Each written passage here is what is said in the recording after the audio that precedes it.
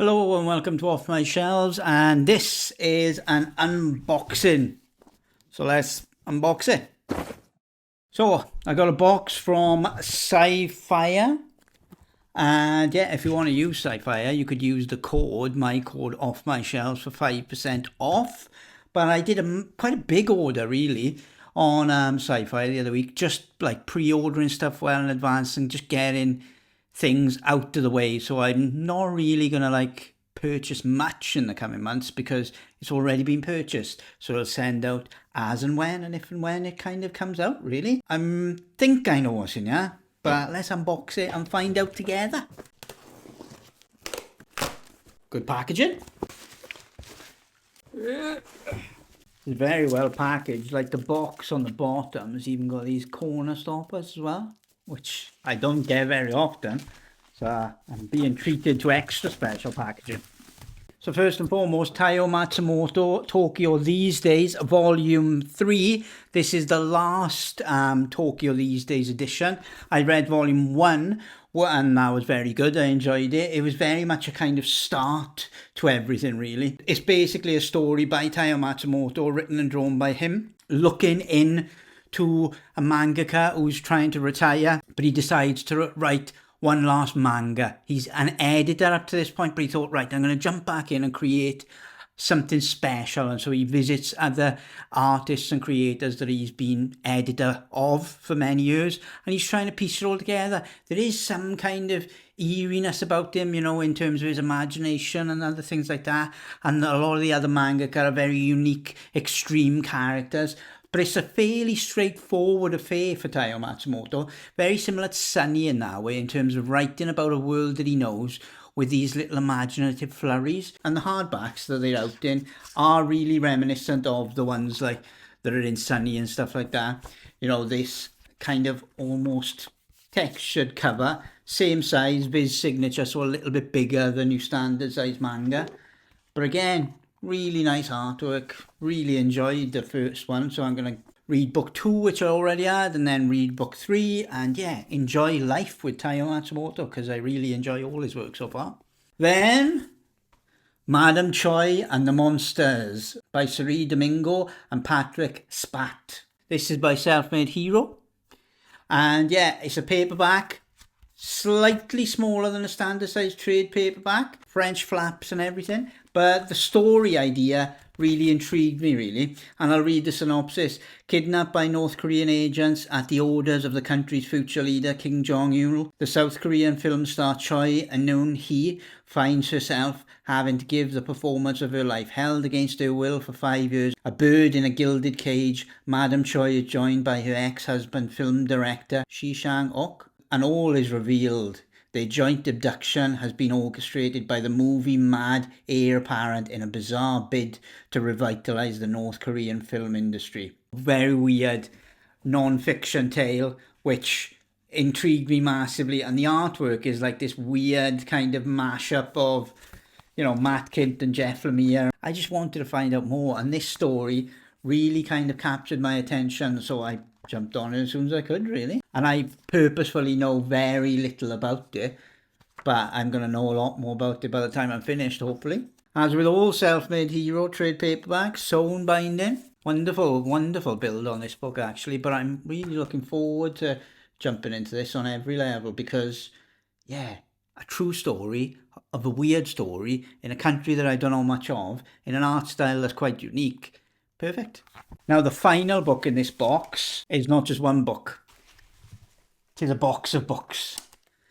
The Zelda Twilight Princess box set containing 11 volumes of the Zelda Twilight Princess series. A manga that has been coming out for quite a while now, and produced by Akira Himikawa, which I think is a pen name for two mangakas, two female mangakas. And look at these little corner things. Fair play.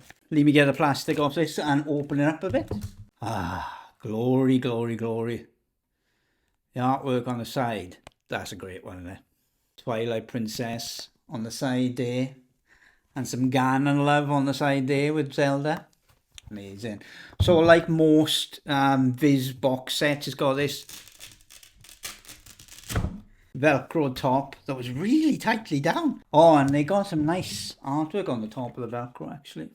Some kind of artwork from the interior. Then when it comes down, straightforward, 1 to 11 with a poster as well. Some nice spacing in it. Sometimes they're very tight and hard to get out, but that's pretty good. So let's just pick up one. They tankobon size, so they're only little. I have read a bit of volume 1 of Twilight Princess, because I wanted to see how much it kind of differed really from the original story. And so I picked it up and kind of read it digitally for quite a bit and was instantly hooked, really, because the artwork is obviously very, you know, manga stylized, but it's all Zelda, and I love Zelda. It is one of my favorite game series, probably my favorite game series of all time. And yeah, I just really wanted to dive into this because Twilight Princess is a very underrated game, I think, but I think everyone agrees, however underrated it is, the story itself is very strong. It looks really good, in fairness.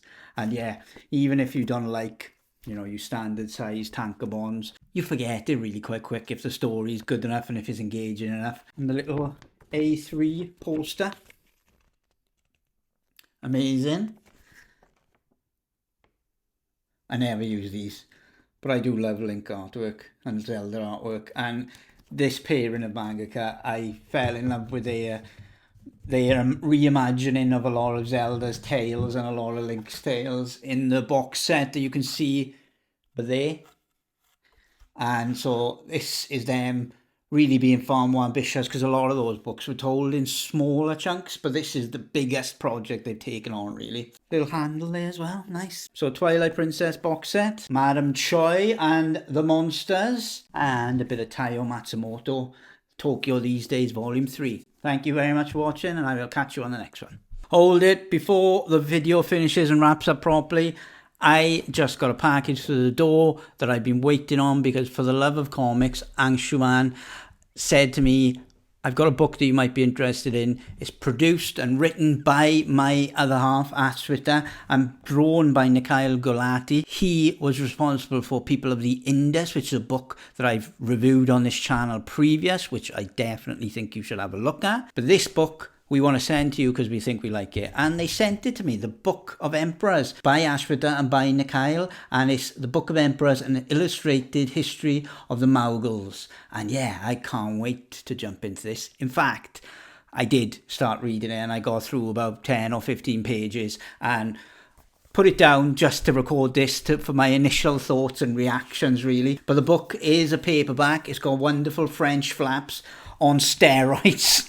These are brilliant. These maps on the either side, they're the same maps on front and back, but instantly, as soon as I started reading about the first emperor and the first kind of ruling period, I was instantly referring to this map. So it's a really good addition, because I am not really familiar with the geography and where everything is set out of that part of the world at all. But it's essentially an illustrated book. It is an illustrated book that goes through all the different kind of aspects of the Mughals and the empire they built before them, and then the first lot. When I saw that as well, lived 1483 to 1530 and ruled 1526 to 1530, I found it weird how in this period, going through it, they were kind of in this same period, going through the medieval and coming into that kind of Tudor period in Britain. And when you look at it, it feels so stylistically different. It's like a totally different world. The society, the way they dress, the way they look, the way they eat, everything is so different from British history at the same point. But when it's illustrated like this, it brings it home so much, how different these cultures were around the world and how so little communication was done between them. And some were way ahead of others. And I think it's safe to say that these guys were way ahead of a few of the British movements at the time. The book and the artwork by Mikhail Gulati is stunning, I think. Lots of prose and lots of text in it, but it's written in a really accessible way, at least what I've read of it so far. And I love the artwork by Mikhail Gulati. He definitely looks good in colour, because I'm only used to him in black and white at the moment, because that's the only thing I've read was The People of the Indus. A King at Court. And you can see it's quite accessible for all ages, I think. You know, the writing, I think, is probably for, you know, around 11, 12-ish and up, depending on your own preferences and your own abilities, rather. There's a nice Queen's page, and the artwork kind of changes up a little bit there. Actually, it's got a little bit of a difference there. The colour seems a little bit different. Actually, there's a lot of experimental colouring going on here on the Hunt. The major players. Yeah, I'm looking forward to reading this, and I can't thank Anshuman and Ashwita enough, really, because I very rarely get books sent to me. So I'll treasure this forever, because it's definitely right up my street in terms of the subject matter. It is a sewn binding book with matte paper as well, for those who are concerned about that type of thing, and it is beautiful. So I will let you know in a full review when I've read it properly exactly my thoughts on it, but I'm sure they're going to be pretty positive from what I've read so far. Thank you very much for watching, and thank you for sending me this.